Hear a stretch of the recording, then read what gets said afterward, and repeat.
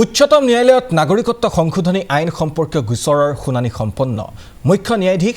সূৰ্যকান্তৰে গঠিত তিনিজনীয়া বিচাৰপীঠে গ্ৰহণ কৰে শুনানি পৃথককৈ গ্ৰহণ কৰা হ'ব অসম আৰু ত্ৰিপুৰাৰ শুনানি দেশৰ বাকী অংশৰ শুনানিও হ'ব পৃথককৈ নোডেল কাউন্সিলে চিনাক্ত কৰিব বিষয়সমূহ দুসপ্তাহৰ ভিতৰত প্ৰতিবেদন দাখিল কৰিব লাগিব নোডেল কাউন্সিলে 5 মেৰ পৰা ধাৰাবাহিকভাৱে আৰম্ভ হ'ব গোচৰটোৰ চূড়ান্ত শুনানি দুবছৰ পূৰ্বে 2024 19 মাৰ্চত অনুষ্ঠিত হৈছিল গোচৰটোৰ অন্তিম শুনানি আৰু দুবছৰৰ পাছত সূৰ্যকান্তৰ অধ্যক্ষতাত আজি প্ৰথম শুনানিক লৈ প্ৰতিক্ৰিয়া প্ৰকাশ কৰিছে আসু আৰু এজেৱাইচিপিৰ নেতৃত্বই অসমক সম্পূৰ্ণৰূপে CWৰ আউটাৰ পৰা আঁতৰাই ৰাখিব লাগে আসুৰ স্পষ্ট স্থিতি CWে মনা নাই আৰু নামানো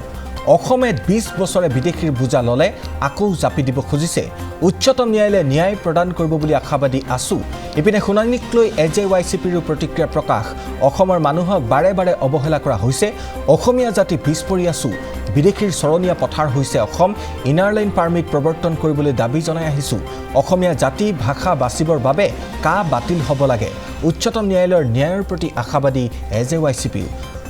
উচ্চতম ন্যায়ালয়ত নাগৰিকত্ব সংশোধনী আইন সম্পৰ্কীয় গোচৰৰ শুনানি সম্পন্ন হৈছে এই আইনৰ বিৰুদ্ধে মহামান্য উচ্চতম ন্যায়ালয়ত আবেদন দাখিল কৰিছিলোঁ এই আইন বাতিল কৰিবৰ কাৰণে দাবী জনাইছিলোঁ তাৰ পাছত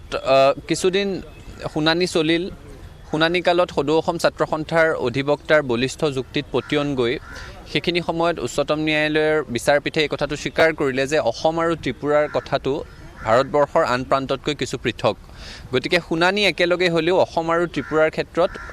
শুনিবৰ কাৰণে সুকীয়া সময় দিয়া হ'ব বুলি সেইখিনি সময়ত DY চন্দ্ৰচূড় মুখ্য ন্যায়াধীশ আছিলে তেখেতৰ নেতৃত্বাধীন বিচাৰপীঠে সেই কথাটো তেতিয়া ঘোষণা কৰিছিল তাৰ পাছত দীঘলীয়া সময়ে বিষয়টোক লৈ শুনানি হোৱা নাছিল এইগৰাকী মুখ্য ন্যায়াধীশৰ বিচাৰপীঠত প্ৰথমবাৰৰ বাবে গোচৰটো শুনানিৰ কাৰণে ধাৰ্য কৰা হৈছে আমি আশাবাদী যে মহামান্য উচ্চতম ন্যায়ালয়ে অসমৰ ৰাইজক ন্যায় দিব আমাৰ এটাই দাবী যে ইতিমধ্যে উত্তৰ পূৰ্বাঞ্চলৰ ইনাৰ লাইন পাৰমিট থকা ৰাজ্যসমূহৰ পৰা কাখন আঁতৰাই ৰখা হৈছে সেই সূত্ৰে এতিয়া অৰুণাচল নাগালেণ্ড মণিপুৰ মিজোৰামত কাখন নাই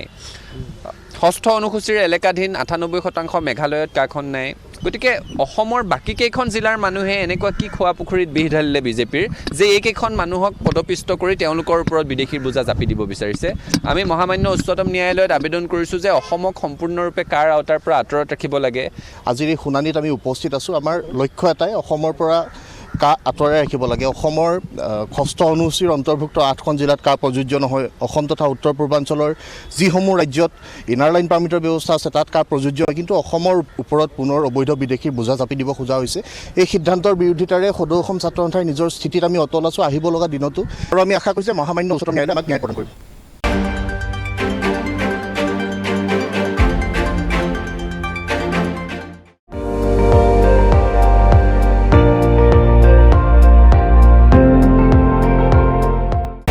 আপুনি চাই আছে ND24 সৰ্বশ্ৰেষ্ঠ নহয় সৰ্বোত্তমৰ দৌৰত